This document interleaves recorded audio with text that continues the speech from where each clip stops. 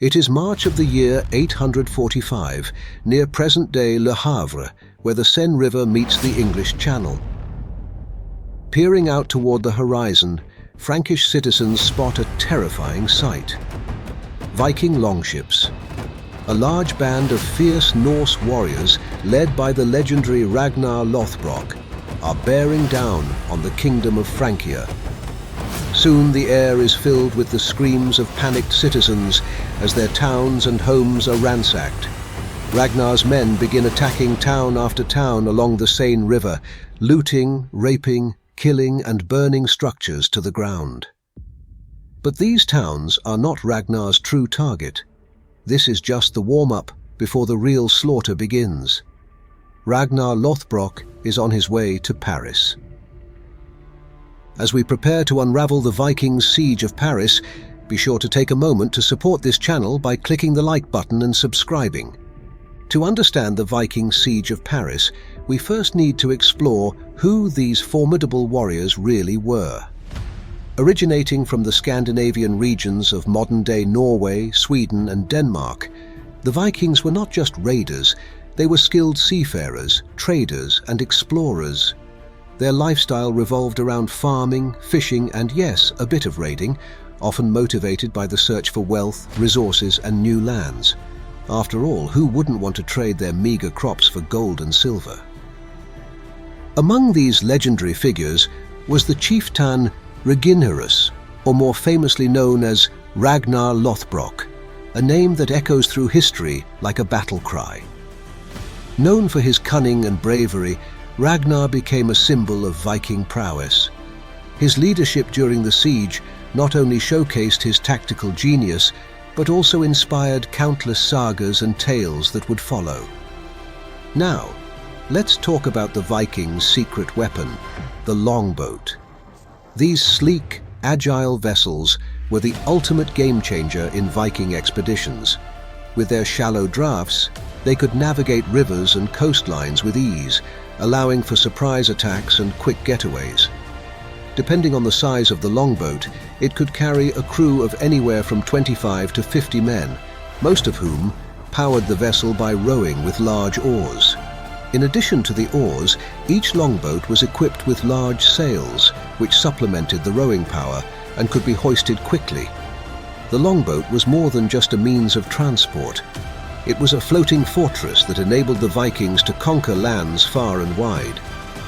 As the year 845 AD approached, Ragnar Lothbrok, the cunning Viking leader, was meticulously planning his next grand adventure, the siege of Paris. With a keen understanding of both his enemies and the landscape, Ragnar gathered his forces, ready to unleash a wave of Norse fury upon the unsuspecting city. His strategic planning involved not just brute strength, but also a deep appreciation for the element of surprise. Paris, nestled along the banks of the Siene River, was a prime target for the Vikings. The river served as a natural highway, allowing Ragnar's longboats to glide right into the heart of the city. With its fortified walls and bustling trade routes, Paris was a treasure trove waiting to be plundered. The Vikings knew that capturing this city would not only fill their coffers, but also send a powerful message to other European kingdoms. As Ragnar and his warriors prepared for the impending conflict, the stakes couldn't have been higher. This wasn't just about loot, it was about establishing Viking dominance. With the sun setting on the horizon, the stage was set for a clash that would echo through history. When it comes to the Viking siege of Paris, using the term siege is a bit misleading. In truth, Ragnar's attack on Paris in 845 encountered little to no resistance by the time his men reached the city. When the Vikings entered the Seine River in March of 845, they attacked the town Rouen and its surrounding villages before pushing toward Paris. Francia's king, Charles the Bald, was caught completely off guard at this time and was ill-prepared to mount any significant defense. Nonetheless, mustering what forces he could, Charles the Bald took the few men he had and prepared to meet the Vikings along the river near the town of Saint-Denis. In the hopes of preventing the Vikings from being able to simply sail down the river unscathed, Charles deployed his men on either side of the river, hoping to fire on their passing longboats. This would prove to be a disastrous strategic mistake. Ragnar, noticing the divided Frankish forces, ordered his men to land on the side of the river with the smaller Frankish force. With no way to cross the river to support the other half of his army, Charles and his men watched in horror as their comrades, outnumbered and outmatched, were slaughtered by the Vikings. By the time it was over, it is said that Ragnar's men captured 111 Frankish prisoners and hanged them on an island in the river as a sacrifice to their Norse god, Odin. Understandably unnerved by what they had just witnessed, the morale of Charles's remaining men was destroyed, and they immediately fled when the Vikings began to change sides of the riverbanks. After easily defeating the small Frankish army near Saint-Denis, Ragnar and his men continued unchallenged to Paris and entered the city's gates against little resistance after a brief siege. They plundered the city, ransacking homes, raping the women, killing the men, and taking anything they could find of value. By the time Charles the Bald had finally received further reinforcements, the city had already been sacked, and while he could have easily cut off the Vikings' route of escape back up the Seine River, he had numerous other ongoing issues, which included regional revolts and disputes with his brothers. For Charles, the solution was simply to pay off Ragnar and his men.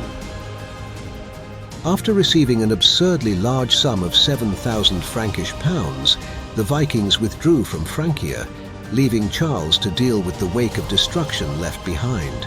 The Viking siege of Paris in 845 left a profound impact on the city and its inhabitants.